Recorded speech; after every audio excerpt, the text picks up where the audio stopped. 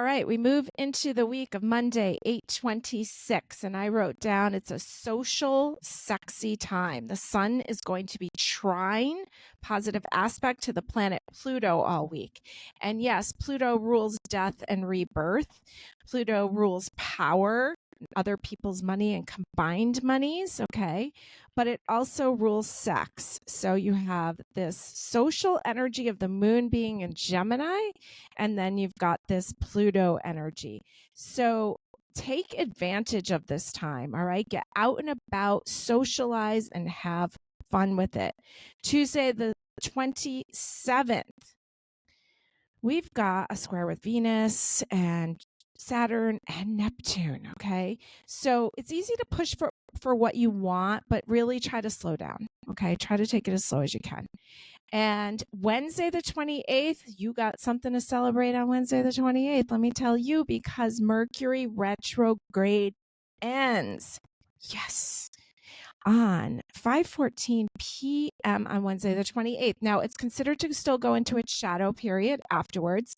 But the way that I look at it is that the retrograde ends, but the lessons continue until 9/11, because 9/11 is when the moon, or I'm sorry, when Mercury will be back to 4 degrees of Virgo, where Mercury retrograde started. Okay, so you still want to keep that notebook out.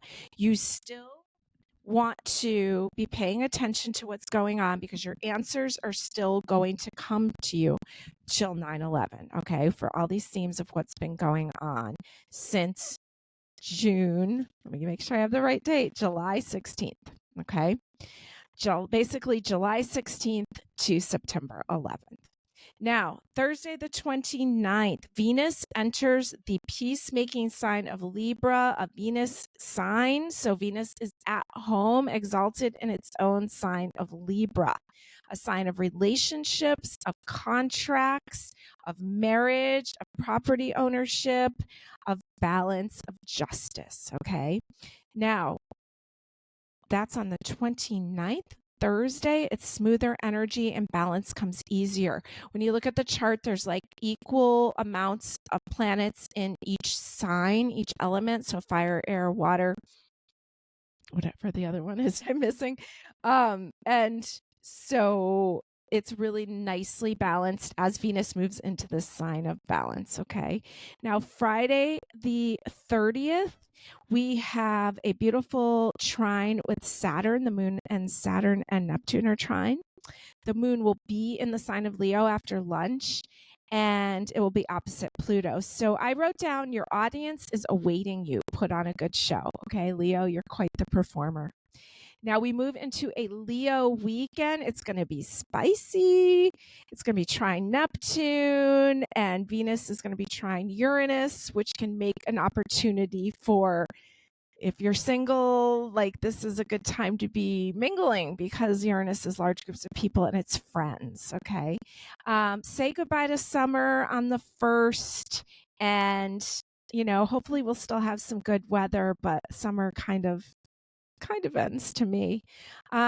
Uranus retrograde begins. Pluto retrogrades back into the sign of Capricorn. Okay, we've been talking about this for a while.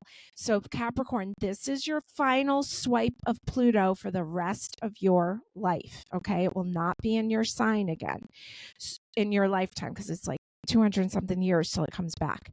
So Capricorns, pay attention to what's going on as the planet of transformation and change, power, sex, other people's money, combined monies moves back into your sign.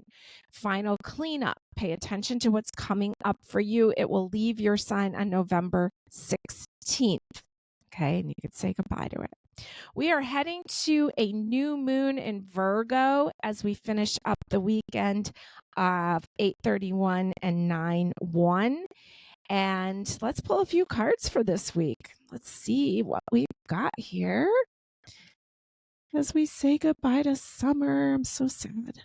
Okay, technically it keeps going a little longer, right? Seasonally, but All right, we've got the Hanged Man here. He's locked in. He's like me complaining that I don't want summer to end. I want it to stay. Okay, this is Pisces energy. He's like locked and loaded in here. Okay. So there's not a lot of wiggle room. Okay, it's kind of like yin and yang vibe to this. This is a card of divine delay. It's kind of almost like enjoy the delay while it's here. And then you've got the Eight of Pentacles. They're building some structure here. Eight of Pentacles is usually a card of hard work. Okay. So he's building this doghouse. It looks like there's some gold in there. So things are paying off. This is kind of almost like work hard and then play, or just rest hard. Okay. So make sure that you've gotten a lot of the rest that you need over the summer. If you haven't, please take some time out of your day to just linger, especially at the beginning of the week when it's Gemini energy and it's so social. And make sure you go for a swim. Make sure you just enjoy the beauty as the moon moves into Cancer on the 28th and 29th and 30th. That's a great time to get your watery activities in for the summer. Okay.